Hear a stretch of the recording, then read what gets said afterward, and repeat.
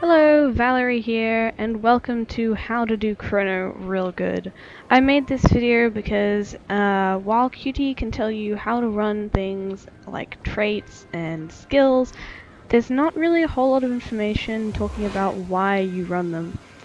In my personal experience, learning about Chrono is what actually made me somewhat enjoy playing it, and not surprisingly, it helped me get a lot better at it.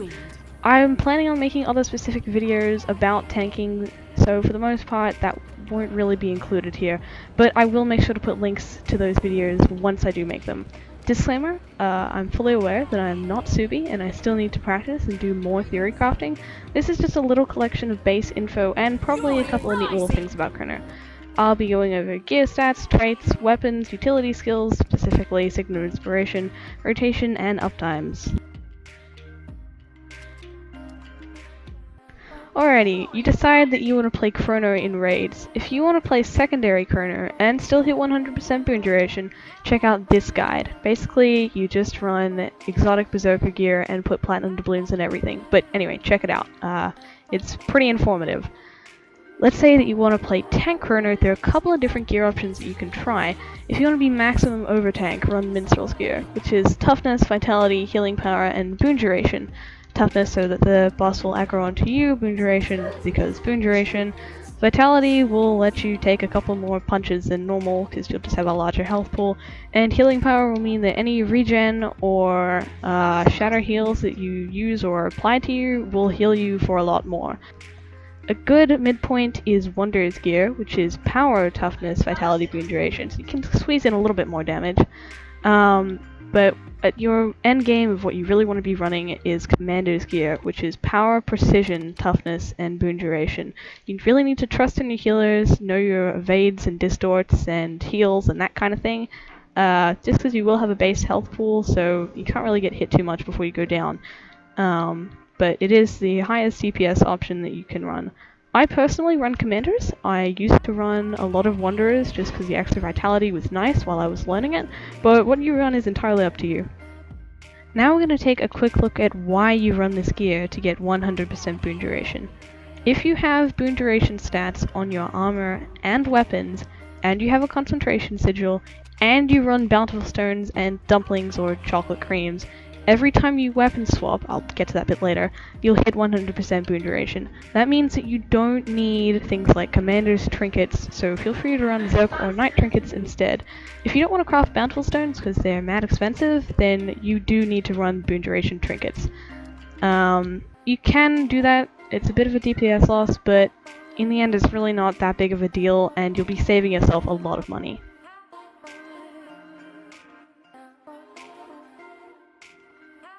Now for traits, there's several different builds that you can run, but the most common one is called Domi Recall. That's because you run the Domination trait line and have Well of Recall, so you should have Domination, Inspiration, and then Chronomancer. You have Illusion of Vulnerability, which is just inflict vulnerability when you interrupt a foe, not that useful. Empowered Illusions, you deal more damage. When you daze a foe, that also applies vulnerability, again, not that useful. Now, this one's really useful. Activating a Signet grants you distortion and removes conditions. Signet recharge is also reduced. This is great because every time you activate your Signet or something else procs a Signet activation, you're cleansing your conditions, you're getting distortion, and you're also sharing distortion to everyone else, which I'll go over in just a second. Fragility, so deal more damage for each stack of vulnerability on your target, which is awesome because if you're running Tempest, which you should be, in your comp, then you will always have 25 stacks of vulnerability on your target. And the last one, Domination, is Mental Anguish, which is where shatter skills deal more damage. In the Inspiration trait line, we have Mendo's Purity, so cleanse conditions from yourself when you use a healing skill. Medic's Feedback, so whenever you start reviving someone, you cast Feedback, which is just a simple projectile reflect. Now, here's what I was talking about, Inspiring Distortion. Grant distortion to nearby allies whenever you give yourself distortion. You can either take Restorative Illusion, so whenever you shatter, you lose conditions and you heal, but if you run a focus, you can also take Warden's Feedback to have shorter cooldowns and reflect projectiles. When you heal yourself, nearby allies are also healed, and you get healing power for each illusion you control. This stacks really nicely with Minstrel's gear, so you're constantly healing everyone around you. And finally, Illusionary Inspiration, which is probably the most important trait line that you have here. Phantasms grant regeneration to allies. Cool. Whenever you summon a phantasm, cast Signet of Inspiration. So, let's see. Every time you summon a phantasm, you cast Signet of Inspiration, which we'll go over later. And because it's a Signet, it also procs Blurred Inscriptions. So every time you cast a phantasm, you gain Distortion. Pretty cool. In Chronomancer trait lane, this lets you use Continuum Split. All's well that ends well. Wells grant Alacrity to allies when they end. Very useful. Flow of Time, you get Alacrity for each illusion that you shatter, so you're getting a little bit when you activate Contingent Split in your rotation. Improves Alacrity, so Alacrity applied to you lasts longer. This is really useful because even if you flub your rotation a little bit and not everyone gets 100% Alacrity uptime, you always will, which means that your rotation will always be shorter and you can keep getting good quickness on everyone else. Time marches on, you just move faster, and the duration of Cripple, Chilled, and Immobilize are shorter.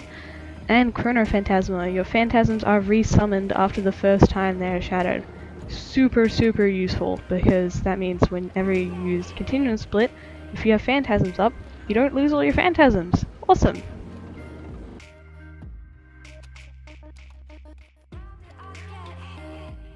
As far as weapons go, there are a lot of different choices, but you'll need a sword, a shield, and either an offhand sword or an offhand focus. I would recommend taking the focus, just because you will end up using focus 4 in a lot of fights, so it's really useful. But here's what you need to do. You'll need to put one sword in your main hand. Then just go with the example of you put the shield in the offhand in that same set.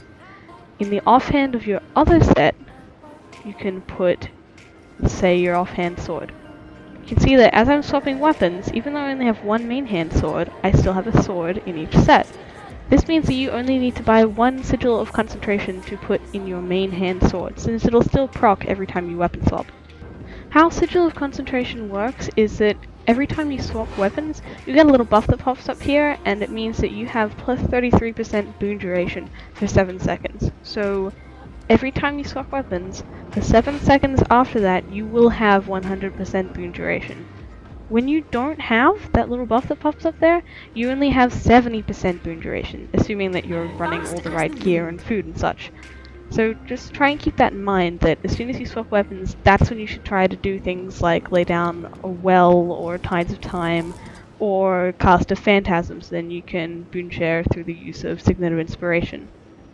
Now, you've heard me probably say focus pull a couple times now. Basically what it is you place this here. When you run through it, it gives you swiftness and it gives enemies cripple. Then you can hit it again, and it's an AoE pull that will pull up to 5 enemies within 600 range, which is the range of a banner, so pretty far, into that one point right there. It has a really short cooldown, so it's probably one of the best AoE pulls that there are in the game.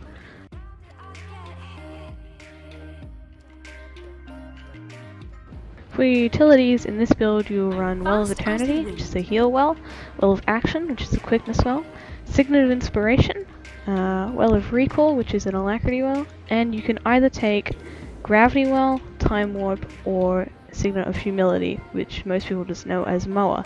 Now, Moa is the best single target CC in the game. It does 1000 breakbar damage, but it has a really long cooldown time, and again, it's only single target. Gravity Well has a shorter cooldown. It's actually nicely timed so that it almost perfectly lines up with Continuum Split.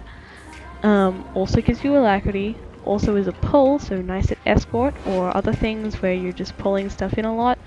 And it still does pretty decent breakbar damage, so that's usually my pick.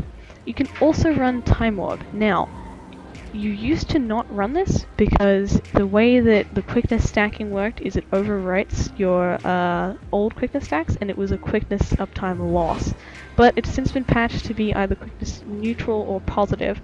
I would really only run Time Warp if you're not super confident with your uptimes, because really Moa and Gravity Well are as good as CC is going to get So it's pretty important that you bring those to really help out your group with some emergency breaks.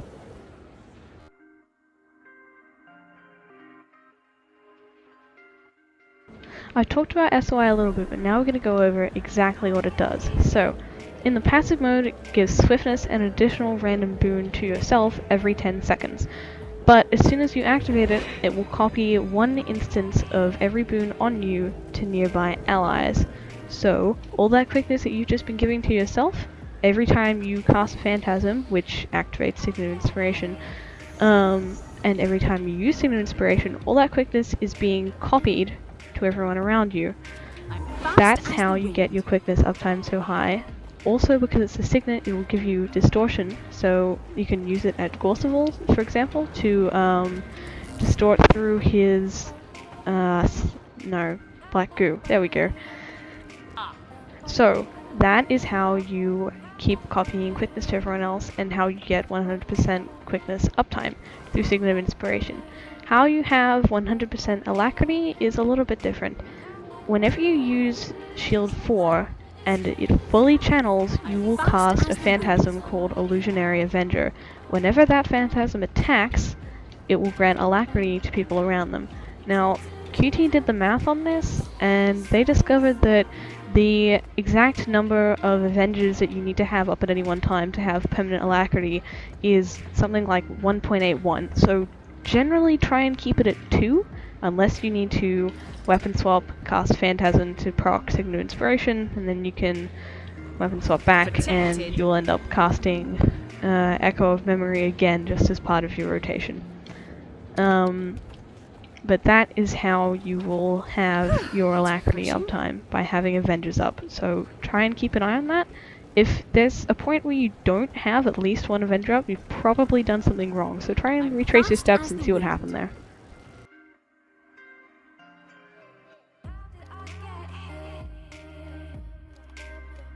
Here's a recording of me doing the chrono rotation. Everything happens pretty fast, so it might be a little bit hard to follow, but there will be a written copy of this rotation in the description below in a doc file. So I go in, Phantasm, Clone, Swap, Phantasm. Now I have 3 illusions up for Continuum Split, Tides of Time, Action, Signet, Recall, Gravity, Eternity. Continuum Split ends, Tides of Time. Weapon swap, we can lay down Wells and Signet. At this point I'm now waiting for action to be 7 seconds off cooldown. That's the time at which the internal cooldown for Phantasm's proccing Signet has ended. Now I cast Signet, so quickness share.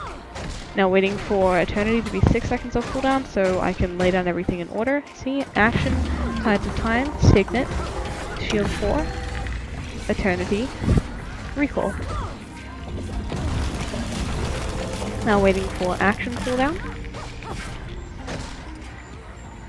Now waiting for eternity cooldown.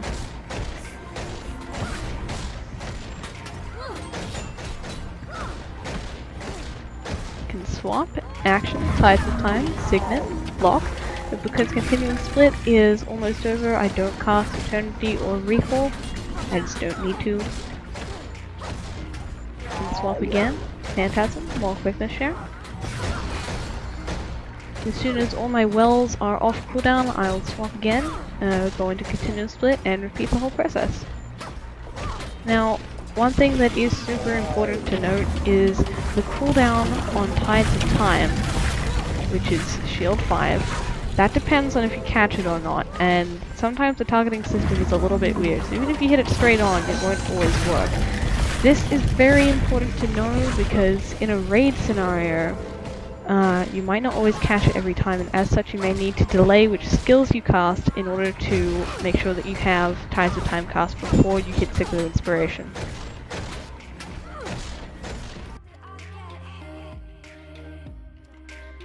Hopefully this was useful about explaining why you run certain trait lines and why you cast skills in a specific order, and that it helps you to learn more about Chrono and get better at it and start liking playing it. Anyway, hopefully you enjoyed, and stay tuned for more videos.